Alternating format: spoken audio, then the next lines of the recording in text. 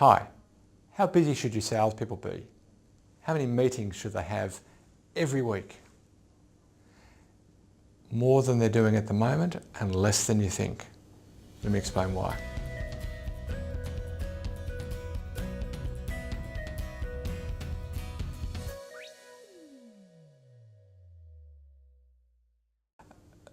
Let me do that in reverse order. Let me show you first the less than you think. And this is just a really basic bit of reality checking.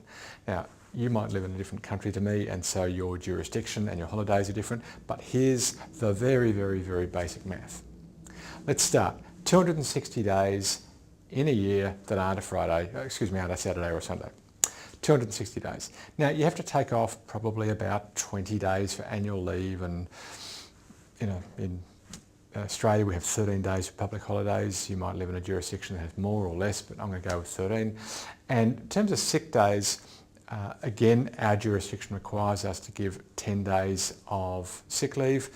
Let's say an average of 7. Why that? Because that keeps the math simple. I can drop down from 260, I'm down to 240 because I took 20 off for holidays, another 20 off for public holidays and sick days, down to 220. And let's take 10 days off for training and conferences and networking, and another 10 days off for other, some weird thing that I can't think of at the moment. That gets us down to 200. My point isn't the science, but my point is that out of 260 days in the year, there's actually only 200. Why is that important? Because when I ask anybody, how many meetings can your salespeople conduct in a given week, what they'll give me is a number that's wrong at 2 levels. Firstly, it'll be burst, meaning if they were going really productively, they could probably handle X in a week. But could they do that week in, week out? Almost never. So come back from burst. Think about your best week, that's burst, and think about your worst week. So firstly, discount it for reality. Secondly, that quick piece of maths. If about 25% of the available time is unavailable through holidays and sick leave and training and a few other things like that, take it off. So for example, if you think that your salespeople can do 10 meetings in a week, well, if we take off just for the holidays, that's really 7.5 meetings a week before we allow for the difference between burst and average, down to 7.5. And then by the time we come back from a great week to maybe a bit more of an average week, week in, week out, we might be down from 10 meetings down to 5. So if I said to you, your salespeople can only have 5 meetings per week, that might be 10 at burst, but 5 is the sustainable average. Now, what is the average? Well, for us it is 5. Across 1,000 plans, the range is remarkably small. Now, I've got clients who are definitely doing more than 5 meetings a week, week in, week out. But to do that, there are 2 realities that have to be true, that are true for them that may not be true for you. The first one is hire SDRs, or sales development representatives.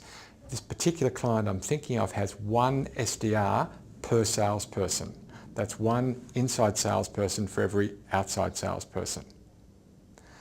And secondly, you need to have a really simple meeting structure that doesn't require a huge amount of planning for it. There's no point going to a meeting that you've earned, prepared for, you have to then conduct, and then you have to follow it up if you're not properly prepared. So 5 meetings per week, earned, prepared for properly, including a call sheet, conducted and followed up properly, is actually a pretty good outcome from your salespeople. So that's the reality check part. Now the second part, you need to have more meetings. There is, of course, a correlation between how often your salespeople meet with customers and how many sales they'll make. It's kind of obvious, right? Even if I can't say it correctly just then. It's obvious that there's a link between the number of meetings face-to-face or over the web, whatever method your meetings are conducted. The more of those that your salespeople have, the more successful they'll be. So there are 2 things that you can do. I've already mentioned one of them. Hire SDRs. The genie's out of the bottle. Everybody knows that there is a great payback from hiring inside sales or SDRs, sales development reps.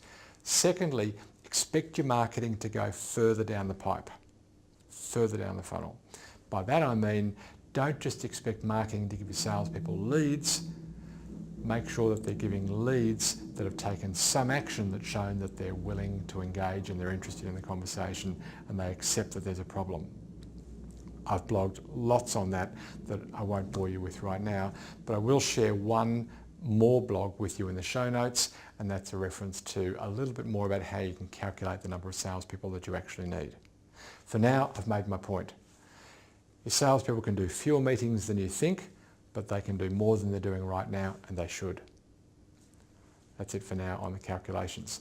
Now, in the funnel plan, your funnel plan, you can actually calculate the number of salespeople that you need and how busy you need them to be to meet your targets. You can also calculate what would be the effect if my salespeople didn't have to engage until a little further down the funnel. You can model all of that in your funnel plan, if you have one. If you don't have one, get a free one. Go to funnelplan.com. Here's the URL. Go here, click on the link even. If you're watching this on YouTube, there's a link. If you're watching this on my website, then just grab the URL. Go to funnelplan.com. Grab yourself a free funnel plan. Do it now. And you can build your whole plan, including your Salesforce utilization.